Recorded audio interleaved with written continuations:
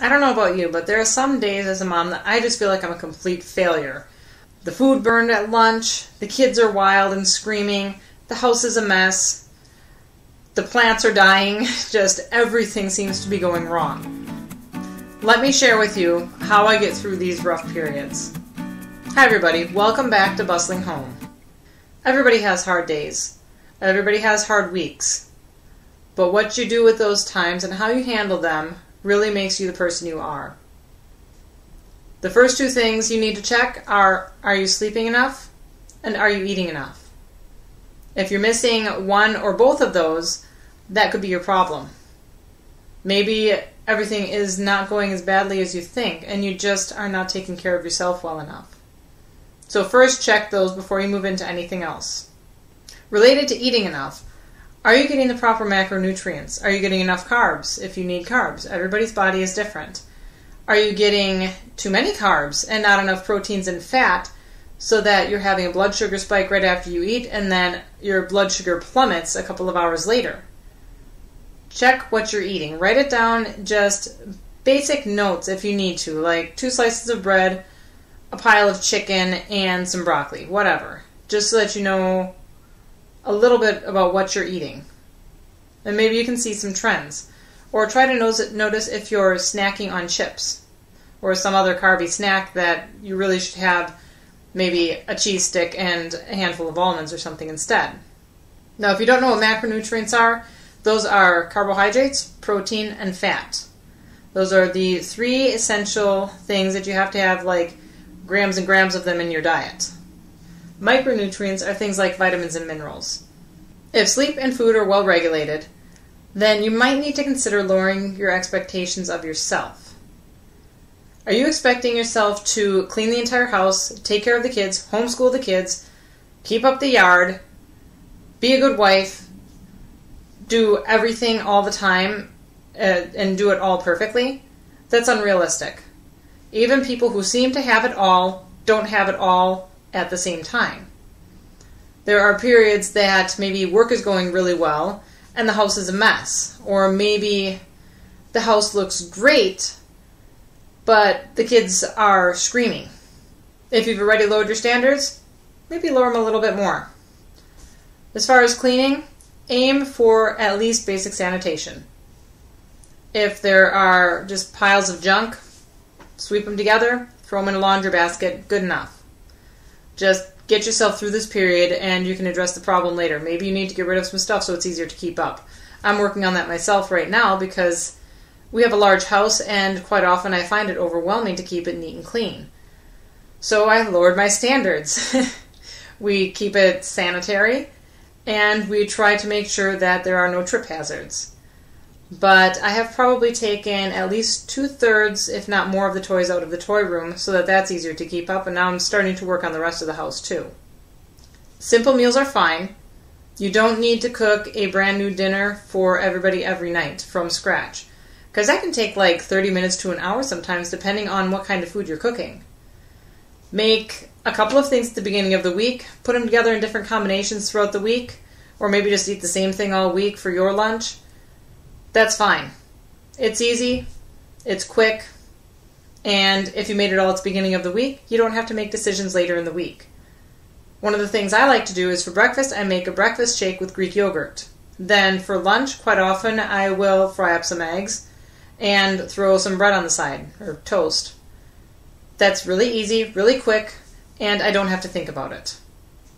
If you're struggling with keeping up with dishes, keep paper plates on hand. Just give yourself a break when you need it. Maintain your sanity. Because maintaining your sanity is more important than avoiding paper plates for this one meal. Because even having paper plates for one meal on one day sometimes can be just what you need. You don't have to rely on them all the time. Just have them in a closet somewhere that you can pull them out when you need it. If you're finding this video helpful, please give it a thumbs up below. Related to lowering expectations of yourself, you might need to lower your expectations of other people to fit their abilities and their personalities. My kids are all 5 and under. I can't expect them to go and clean up their rooms without supervision, or sit at the table and not mess around without some supervision. Because my barely 2-year-olds will try to wear their bowls as hats. And the rest of them, the 3-year-olds and the 5-year-olds, will be laughing at the 2-year-olds, which encourages the 2-year-olds to keep doing that. And then they might use it as a frisbee to throw it across the room. You can see where this is going. If I'm not there watching, it can be a really big mess, which means that it is more work for me to go and do something else than to just watch them and make sure they don't make that big mess I would have to clean up later. When it comes to a spouse, not everybody has the same standard of cleanliness or neatness or order. Like, I think I am generally more persnickety about cleaning and order than my husband is. He seems to be okay with just kicking stuff out of the way sometimes, and I don't like that. Now, since I've had kids, I've gotten more used to it because sometimes I need my sleep more than I need a clean house. So that's adjusting my expectations of what the house needs to look like. But that's also adjusting my expectations of what my husband thinks is good enough and what I think is good enough. So it's us coming together and meeting in the middle so that we both live in reality together. Because if I'm married to him, I'd better be able to live in reality with him. Or I have encountered several women online who complain that their husband doesn't do things like the dishes or doesn't change the baby's diaper or doesn't do certain childcare or house care things. Sometimes they just don't know what needs to be done. I mean, they might just not even see it. So you might have to do a little more management and kind of train your husband. Just give him a list of, these are the things I would like you to do. Can you please do this to help me? Or if it's something that happens in the moment, like a baby needs a new diaper, just say, can you please go change the baby's diaper? I need an extra hand right now. Because that is well within the purview of being a co-parent with your spouse. Before you resent your spouse, try communicating. Another reason you might feel like you're failing is you're just trying to do too much. This is sort of connected to lowering your expectations of yourself, but it's more lowering your obligations.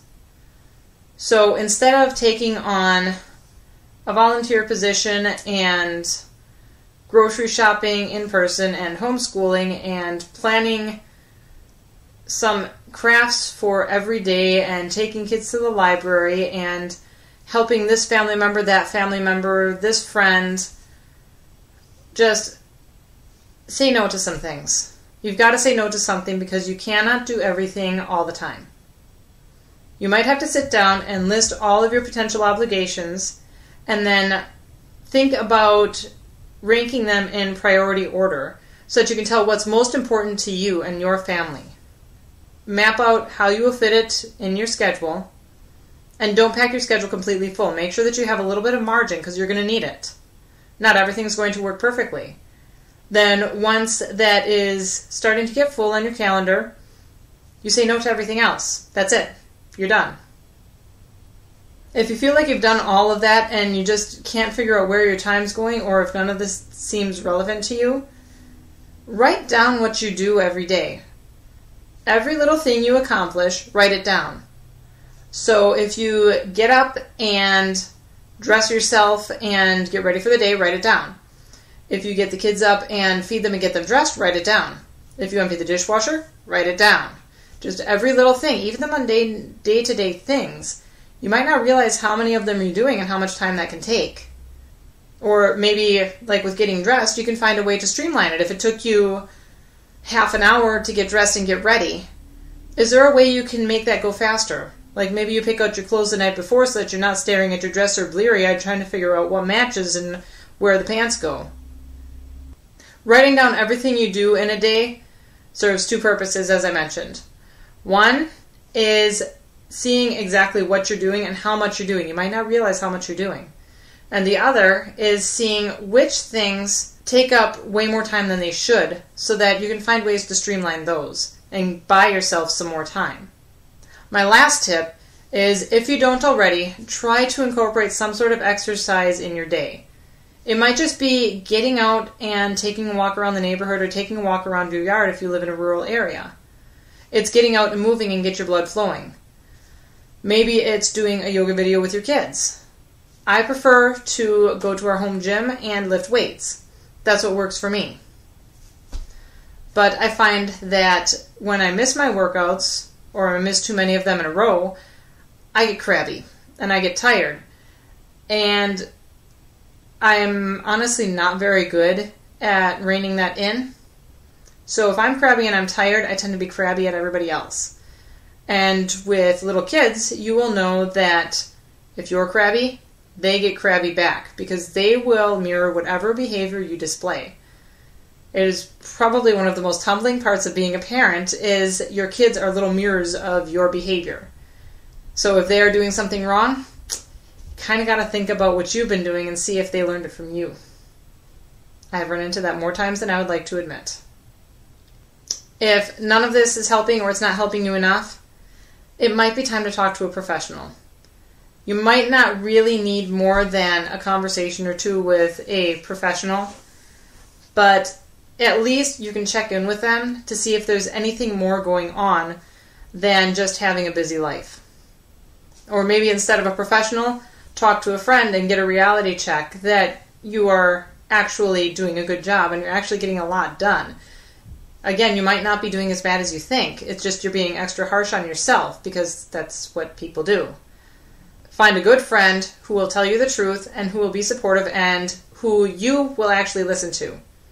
If you talk to your friend and they say, no, you're doing great, you're doing fine. Nobody could keep up with all of that and you're doing a great job with it. It's fine, you can let this go. If you're not going to believe it when they say it, don't talk to them. Or talk to them, but get somebody else to weigh in on it. Somebody who you will believe is actually telling you the full truth of it, not just trying to make you feel better. These are the ways that I try to pull myself together when I feel like I'm failing at everything. I hope they help. If you have any of your own tips, please add them in the comments below. I'd love to add to this to help everybody who's watching. If you'd like to see more videos about homesteading, homeschooling, and homemaking, please subscribe to Bustling Home. I'd love to have you join our community. Thanks for stopping by. I'll see you next time.